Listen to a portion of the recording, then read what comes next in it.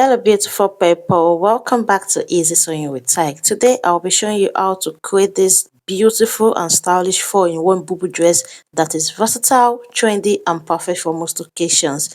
This design features a ruched drawstring effect, a snatched waist with an inner belt and can be styled in multiple ways.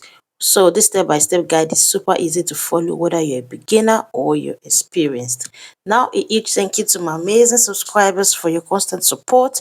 Your likes, comments and shares helps this channel to grow. And if you're new here, you're just coming across this channel for the very first time, I'm Taiwo and I'm so glad that you found us. Now let's jump in and create something absolutely fabulous. The fabric that I'm working with today is 2.5 yards and I cut it into 2 equal parts. So one part is folded into 2 on the table. I'll be using it to cut out the front, while that is the second part I'll be setting it aside to cut out the back later on. For this style, we'll be doing more of sewing and less cutting. The only thing we are cutting out on this fabric is the neckline and the shoulder slope. Also, few markings will be done on the fabric to make sewing easier. Go ahead and measure out the neck width. I worked with 3.5 inches because this dress does not have a zipper or even a button, so you need the neck to be wide enough to accommodate the head for easy wearing. Then at the extreme end that way, I came down by 1 inch and I slanted it towards the neck width for the shoulder slope.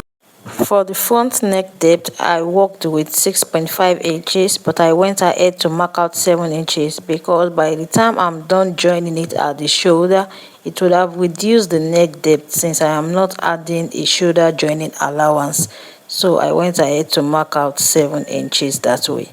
The neck design that I'm working with is a curvy V neckline, so I went ahead to use my curved ruler to mark that out. It's not a slanted V neckline, it's a curvy V neckline. To know more about this neckline and 18 other trendy and basic neckline, then do well to check my last tutorial. The link to that would be on the screen. Moving on, we need to mark out where the inner belt would be placed to make sewing easier. So go ahead and just mark out the half length that way.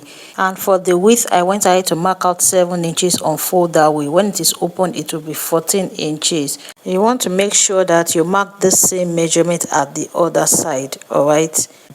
Moving on, go ahead and mark out the sleeve opening. So the sleeve opening that I'm working with is 10 inches on fold. Then I went ahead, I kept down by 1 inch for the shoulder joining and I marked out the sleeve opening. We are not cutting it out, I just want to notch it so as to make sewing easier. Alright, then proceed to cut out the neckline and the shoulder slope, and this is me notching that part. We are done with the front.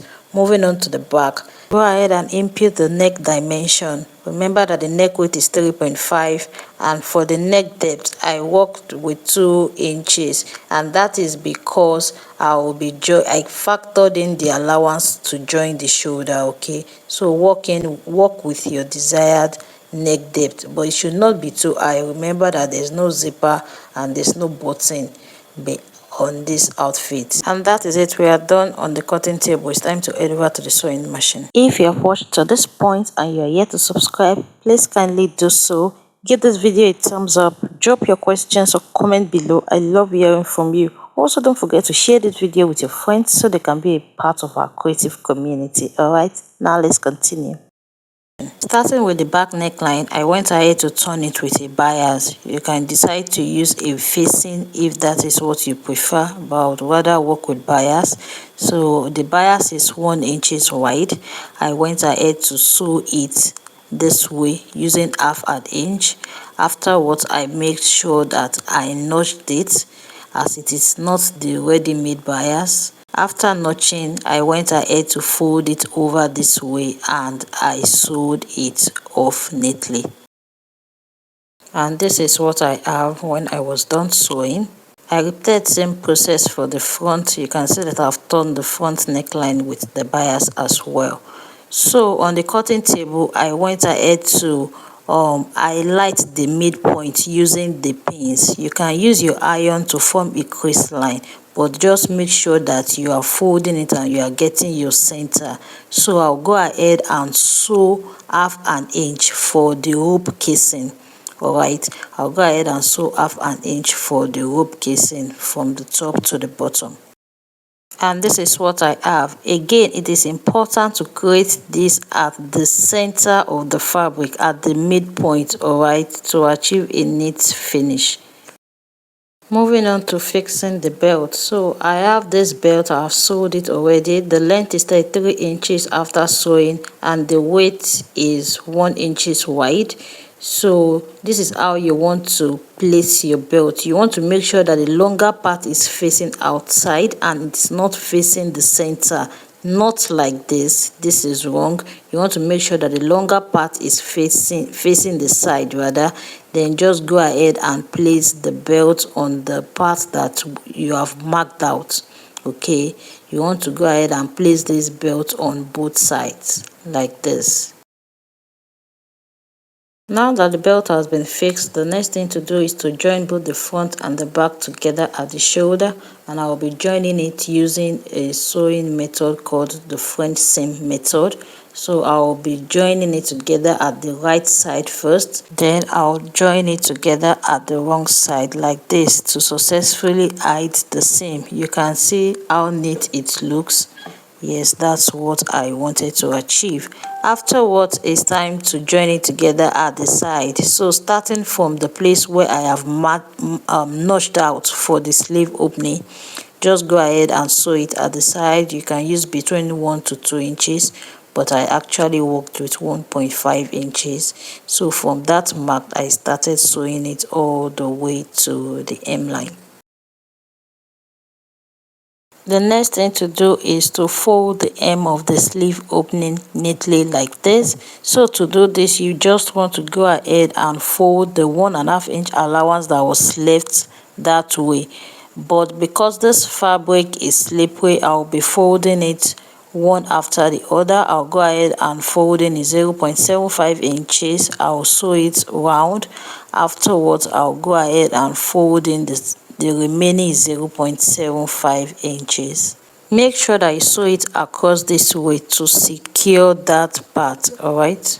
Now I'll go over and fold the hemline off camera. You can go ahead and fold it using the allowance that you added to the length of the dress. So while sewing the hem, I discovered something. It is better to fold in the hem before marking out this elastic casing so that the opening at the hem will still be intact. Alright, if you had imagine I have just folded the hemline like this, you can see that I would have blocked the opening that the rope is supposed to pass through. So I would advise that you fold in your hem first, then you mark out this rope casing. Alright, now I'll go ahead and pass in the rope. Based on my personal preference, I do not want the ruched effect to start all the way from the hem. Rather, I want it to start 15 inches above the hemline. Okay, that is why I marked out that 15 inches. So when I pass in the rope, I would block it off at that 15 inches mark. But if you don't mind, you can go after passing in the rope, just go ahead and secure the hemline that way. Okay, but I want mine to start 15 inches above the hemline. You get to understand what I mean in a bit. So just go ahead and pass in the rope using any method you prefer. I'm passing it using a pin this way.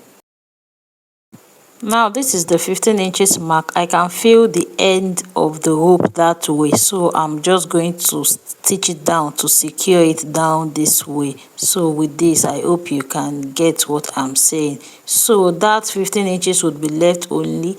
The ruched effect is going to start 15 inches above the hemline like this. And that is all for the sewing. Now we move over to the styling of this outfit. To style it this way, you have to fix a pair of press button at 2 different points at the center line. Alright, so you can put the first one at the waist area, then the second one 10 or 15 inches after, and you'll get something like this. It can be higher or lower than mine and it will still come out nice, so the choice is yours. To the second styling method, all you have to do is to drag on the rope that was already attached at the center casing and to achieve your drapes. You can see that the drapes that was achieved using this style is different from the first one. Okay, so after dragging it to your desired drapes, then you just have to tie it and secure the rope inwards that way, and you have another style. bear in mind you have to fix in your inner belt for the two styling, the one I showed you earlier and this. For the third styling method, all you have to do is to have your Bubu dress this way, no drips, nothing, but just secure the waistline with the inner belt to have that snatched, tight and fitted waist effect. So here is the third styling. You can see how beautiful it looks.